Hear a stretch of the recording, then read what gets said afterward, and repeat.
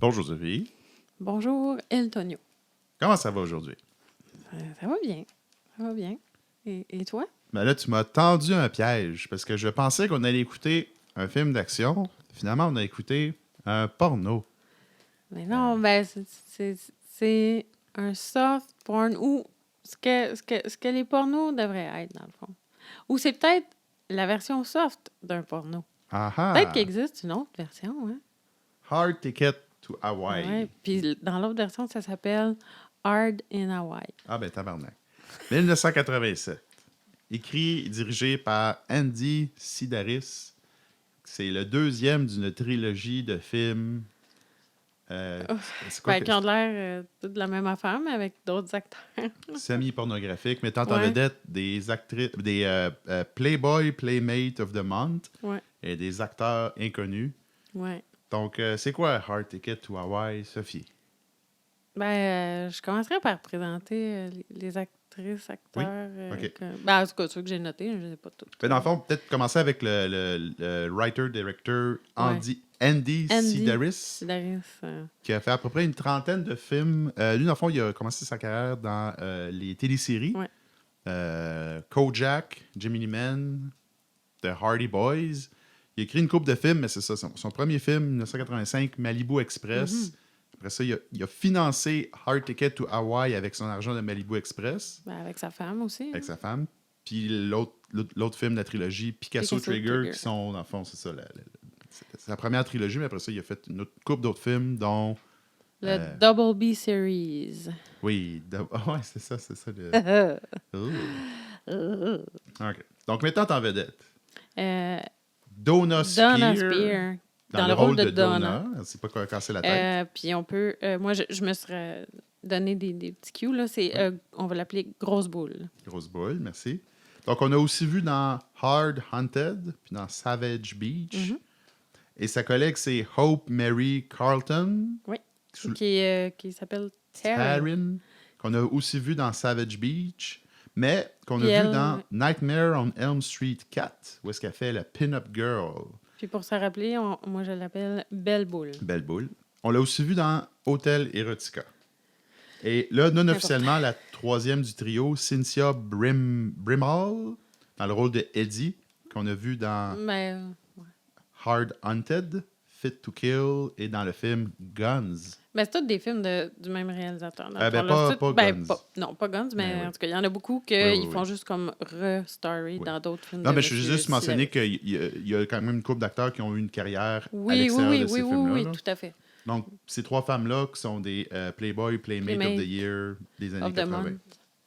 Of the Month, excuse-moi. Oui. Puis il y a aussi... ce que IMDb essaie de nous faire croire, là, que Ron Moss, c'est l'acteur principal de ce film-là, dans le rôle de Rhodey. Qui était aussi un acteur de télésérie et un musicien dans le groupe Player. Ah, cool. Donc, Ron Moss, qu'on a vu dans Hot Child in the City, ainsi que dans Beverly Hills Christmas 2. Puis, aux côtés de Ron Moss, il y a Wolf Larson. Ah ouais, je pensais que c'était... C'est Wolf? Son vrai nom, c'est Wolf le Larson gars avec la couette. Jackson. La couette, là. Ah non, excuse, non, la couette, c'est Harold Diamond, dans le rôle de Jade, qu'on a vu. Ça, c'est quand même le gars qui a eu une carrière assez importante. Dans Rambo 3, il fait le gars qui se fait péter à gueule au début du film. Oui.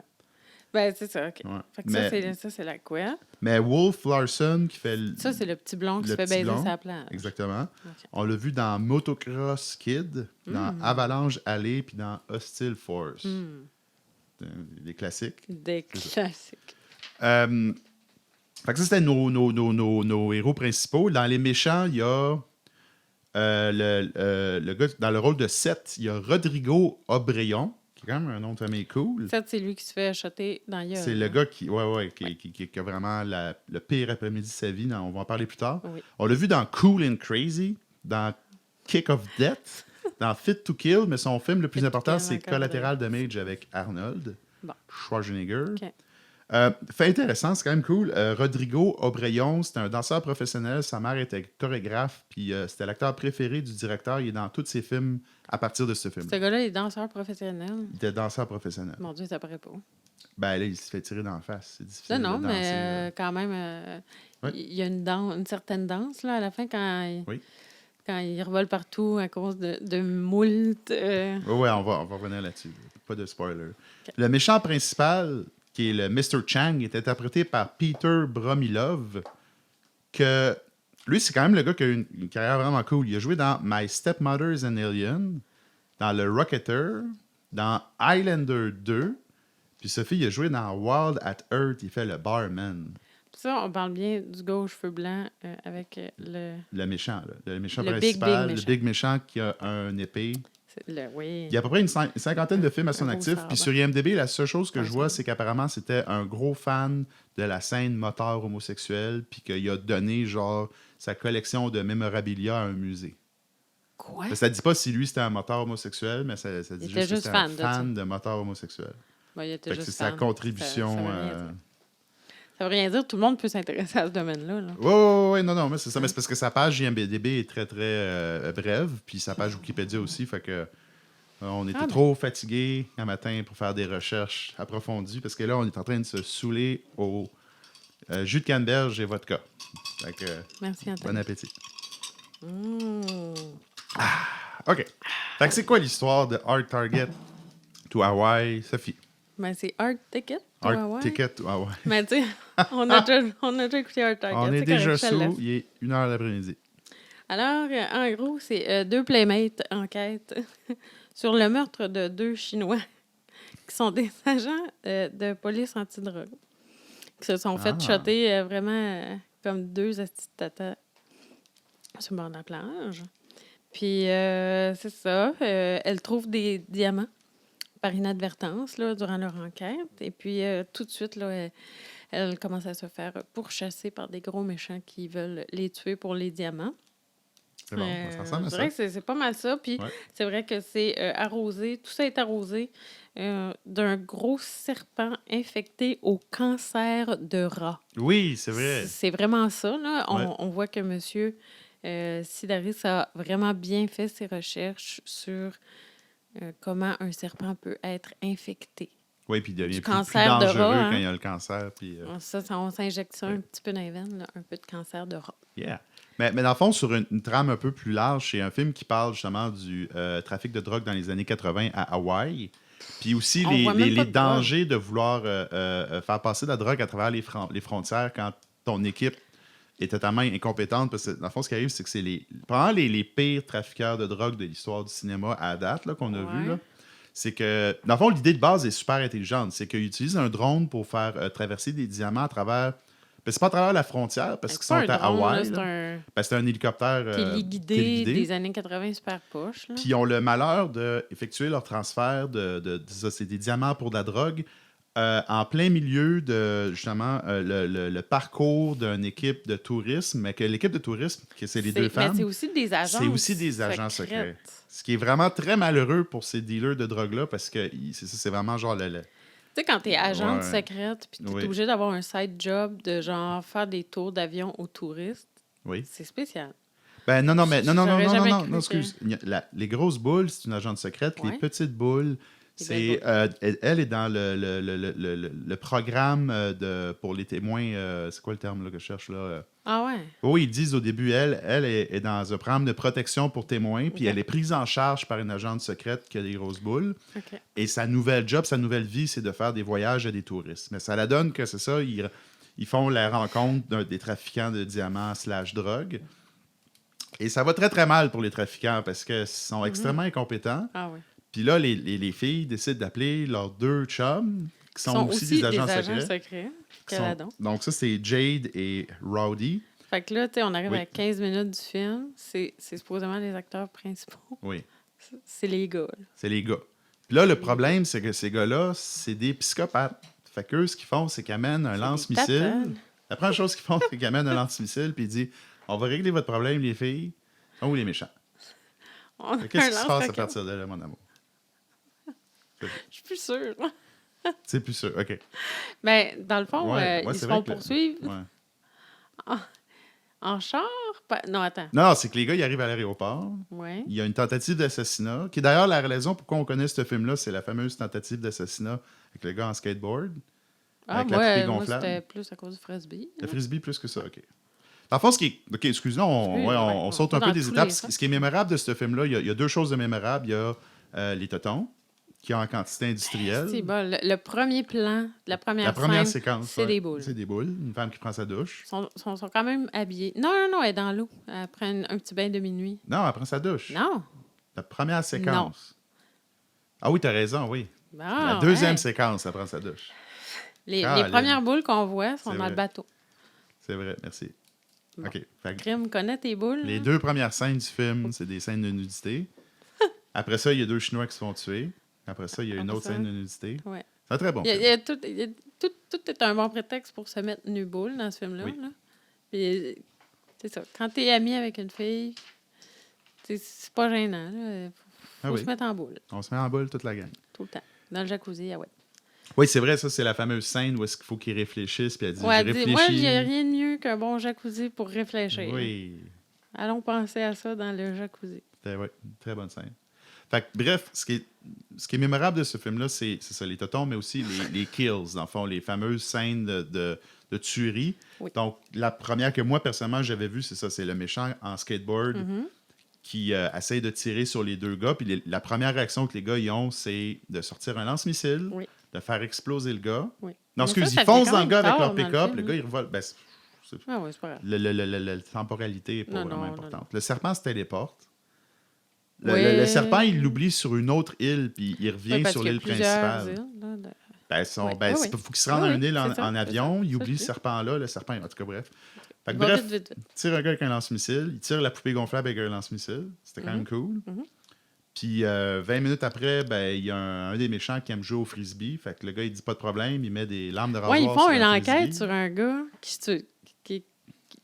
sur le gars qui a tué les Chinois, dans le fond. Là. Non, mais c'est le gardien de sécurité de la place des méchants. C'est ça, c'est le gars qui a tué les Chinois. Puis ils sont renseignés sur lui, puis ils ont dit l'information utile sur ce gars-là, c'est qu'il joue au frisbee l'après-midi avec une chicks. Ouais. Fait qu'on va essayer d'aller dans sa game de frisbee, fucker les affaires. Puis là, le gars, il se prépare un beau frisbee avec des lames de rasoir. Puis, c'est fantastique. C'est mémorable. Ça y coupe les doigts et la gorge. Oui.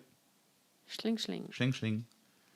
Donc, comme vous pouvez comprendre, c'est que les méchants de ce film-là sont vraiment malchanceux parce que eux, tout ce qu'ils voulaient, c'est faire un trafic de drogue puis de diamants. Puis là, ils se retrouvent avec une gang de psychopathes avec un lance-missile qui font du kung-fu. Fait qu'ils se font tous massacrer les uns après les autres. C'est vraiment horrible. Puis à la fin, le méchant, qui est justement M. Rodrigo Oberon dans le rôle de Seth, il est vraiment pas chanceux parce qu'il se fait tirer d'en face au début du film. Oui. Après ça, il se fait empaler par un harpon. Oui. Après ça, il se fait poignarder. Oui. Puis après ça, il se fait croquer à la face par le serpent. Le serpent qui fait exploser les toilettes en sortant des toilettes. Oui. Le serpent radioactif qui a le cancer, il mord la face. C'est ça qui le tue, c'est ça qui le tue. Puis après ça, le serpent se fait exploser la tête. C'est tough, ce gars-là. Oui, il faut lui donner... Fait que c'est lui le danseur. Là. Oui, c'est un danseur. Mais c'est ça, je trouvais que... mais il se fait tirer d'en face. Ouais, mais t'as pas le goût de danser quand tu te fais tirer d'en face. Il revole, tu sais, quand il se fait harponner, quand tu te fais comme mettre un couteau dans le ventre puis tout, là, il revole à terre puis tout, mais je trouve que c'est pas gracieux. Ouais. En tout cas, il aurait pu danser mieux que ça. Mais il n'y a pas grand-chose de gracieux dans ce film-là. Ben, d'ailleurs, je pense que c'est le temps de parler de la misogynie vraiment crasse. Oh, c'est hardcore. Parce que dans le fond, est-ce qu'on peut peut-être faire une coupe de quotes du film pour vous donner une idée de l'ambiance? L'ambiance. Puis ça, c'est aux 5 minutes, là, même pas. C'est aux 5 minutes. Les commentaires... Toutes les répliques sont parsemées de misogynie et de... Vas-y. C'est quand les filles vont au restaurant, le propriétaire du restaurant, il dit « Je vais vous donner les meilleurs bancs dans la place. » Puis elle dit « Ah, c'est où? Vous pouvez vous asseoir directement sur mon visage. » Puis là, la fille de lui répondre « Est-ce que ton pénis est plus petit que ton nez? » Le propriétaire aussi qui tape les fesses de ses serveuses, qui dit « Hey, Colleen, you got a great ass. » You too, Pilgrim, là, quelque chose comme ça. Là. Il y a beaucoup de tapage de foufoune, il y a beaucoup de... Oh, il y a aussi le fameux personnage qui est un producteur de films. Je pense que c'est un insert du réalisateur. C'est lui, c'est ça. Oui. Puis il dit... C'est le caméo réel. Si on couche ensemble, je vais donner un rôle, quelque chose comme ça. Oui. Puis, pour vrai, là, Ouais. ça a l'air d'être crissement ça. C'est ça qui s'est passé pour le vrai. Ouais. Sa vie, là. Ouais. Un Genre... petit Weinstein Junior qui se pogne juste des playmates. C'est ça. Ouais. Puis là, il fait comme, hey, tu veux-tu avoir une carrière dans le cinéma? Moi, je fais des beaux films d'action. Wink, wink. Wink, wink. En même temps, c'est vrai que c'est un bon film. Tu sais, comme c'est un film indépendant, le film a été financé avec l'argent qu'il a fait avec le film précédent qui était le Malibu Express en 85. Fait que c'est quand même, tu sais, c'est quand même malheureux parce que tu vois la passion derrière ce directeur-là. Il avait une idée de faire un film, c'est juste que, ben, c'est ça. C'est ça. Ouais. Ouais. D'ailleurs, ça me fait penser... il y a M. Roger Corman qui est mort très récemment, là, qui était lui aussi un très grand réalisateur de films indépendants, parfois un petit peu de mauvais goût, là, mais c'était quand même un monument dans l'image. On lui rend hommage en écoutant ce film-là. Oui? Ouais, en tout cas. Bref. Je suis pas sûre que je... Non. Je suis pas sûre que je cautionne à rendre hommage. Non, mais en tout cas, on s'en parlera. OK, je ne sais pas. Je le connais pas. La faute est sur moi. Ben ouais, fait que c'est ça. Mais aussi, il faut quand même saluer les deux. Il y a deux histoires en parallèle. Il y a l'histoire du trafic de diamants et l'histoire du serpent qui s'enfuit radioactif. Parce que ça aurait pu être un film juste de serpent. Non, mais juste de trafic. Une chance qu'il y ait le serpent. Parce que j'ai l'impression qu'il voulait faire plus un film de trafic de drogue. Oui. Puis que ça la donnait qu'il y avait un gros serpent à portée de main. Il n'y avait pas assez d'histoires à faire autour de ça. Là. Ouais. C'était faible, là, leur histoire de trafic de drogue. Là. Effectivement, oui. Le serpent est venu sauver la game en tabarouette. On est très loin de Miami Connexion avec les ninjas qui trafiquent des diamants. Ouais, non, ça, c'était au moins c'était un peu mieux ficelé comme histoire de au moins, le méchant, il y avait plus que 4 henchmen. Là. Oui. Ben ça, il faut quand même souligner ça. C'est ce que quand je dis les pauvres méchants, c'est qu'à la fin, je pense qu'ils sont 6 gentils à attaquer les méchants. Puis les méchants, il y en a juste 4. Puis les gentils, ils ont un lance-missile. Les méchants, ils ont genre, tu sais, comme ils ont mis fucking inutilement... il y a une fille ninja, c'est vrai. Qui fait des arts martiaux. Là. Est-ce que c'est une trans? Tu sais, comme la fille qui est dans le barman. La barman. Qui est un homme. Barmaid, que là, finalement... C'est un barman. Mais c'est fucking inutile dans le film. Là. C'était cool. Moi, je savais pas. Moi, je pensais que c'était juste une madame laide. Mais c'était un homme. Oui. Mais l'autre madame qui fait des arts martiaux, elle aussi, elle fait juste exploser. Là. Elle a même pas eu le temps de se battre. Elle fait pas des arts martiaux, elle fait juste du bodybuilding, puis elle nous fait un petit show pendant 30 secondes. C'était cool. C'est pas... Non, celle qui a des nunchucks, c'est la fille, c'est grosses boules. Oh my God, ils ont toutes des grosses boules. Ils sont toutes... c'est ça aussi qui est comme un petit peu compliqué. C'est tout le monde est pareil. Les gars sont tous pareils. Ils ont tous des noms vraiment oubliables. Ouais. La seule personne qui se différencie, c'est ça. C'était le gars qui était en travesti. Puis le méchant, parce que le méchant, il a une balle d'en face. Mais à part ça, tout le monde est pareil. La couette. Le gars qui a la couette. Peut-être, je sais. Le petit blond qui se fait fourrer sa plage. Il y a quand même ça, 2 scènes de sexe qui sont pas sexuelles. En tout cas, c'est du frenchage de menton. Oui. Ah oui, c'est vrai, le gars, il s'est frenché le menton. Ouais. Cool. Un bon 5 minutes de frenchage de menton. Yeah! Non, mais de quoi être excité, là? Mais c'est pour ça que je me dis, ce film-là, parce que ça pourrait être ça, là. S'il y a la version porn, puis il y a la version genre cinéma, là, ça devient payant comme film. Parce que dans le fond, tu peux le vendre 2 fois sous 2 titres différents, puis tu fais juste ajouter des scènes de... Si j'avais vu ce film-là en tant que film de porn, avec les scènes, mettons, plus... L'explosion. Je me serais dit, c'est un super bon film de porn. Il y a une vraie histoire, puis qu'ils se sont forcés. Mais là, à l'inverse, quand tu vois juste ce film-là, pas de scène de sexe, ils se sont pas forcés pour l'histoire, contrairement. Là. C'est comme quel film déjà, là, sur l'empereur romain, là, avec McDowell, le gars de Orange Mécanique, là. Parce qu'il y a une version pas érotique de ce film-là. Parce qu'ils ont fait ce film-là en même temps qu'ils ont fait un film érotique. Ça va me revenir. Là. Mais c'est ça, mais ça me surprendrait pas que ce soit ça. Parce que je pense qu'il y a une version érotique de ce film. Il n'y a pas aucune mention nulle part sur IMDb. Je sais, mais ce serait logique. En même temps, les filles de Playboy, c'est pas des actrices porno, c'est juste des filles qui montrent leur tonton. Oui, mais... Ouais. Fait, sont pas... c'est pas ce genre de... Mais tu sais, ça aurait été l'occasion, là. Pour le producteur, s'il avait réussi à convaincre le monde, là, Ben ça aurait été l'occasion de faire du cash. Ou peut-être que ça existait avec Malibu Express avant, c'est comme ça qu'ils ont fait le cash. Puis après ça, ils se sont dit, on va en faire un clean. Ouais. Faudrait checker. Tu donnes combien de serpents radioactifs sur 10 dans cette film-là?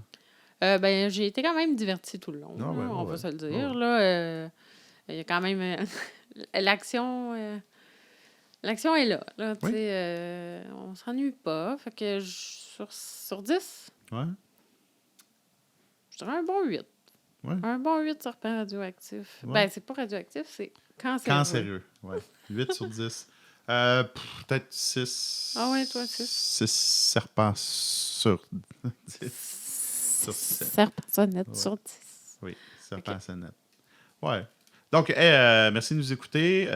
Donnez-nous des likes, donnez-nous des abonnements. On aimerait ça pouvoir vivre de notre podcast éventuellement. Fait que rejoignez notre Patreon. On n'a pas. Là. On n'a pas notre OnlyFans. OnlyFans? Oui, on va en starter un. OK. Parce que je suis tanné de ma job. Fait que like and subscribe. Bonne journée à tous. N'oubliez pas de mettre de la crème solaire quand vous allez surfer avec des serpents. Donnez-nous des suggestions s'il y a d'autres films que vous voulez qu'on parle. Oui, c'est vrai. OK. Ciao, ciao. Bye.